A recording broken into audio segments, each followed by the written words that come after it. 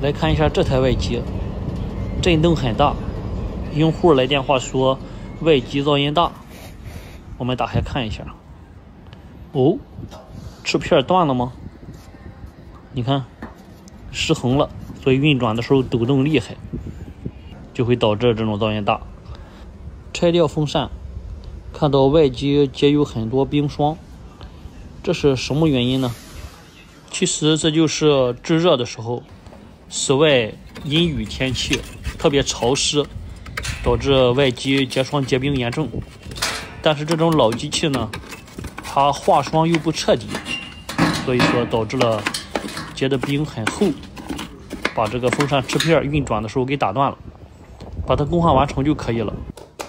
这一种我们很难从根本上去解决，因为它化霜的时间是固定的，它到了时间去化霜，而没有那个化霜传感器。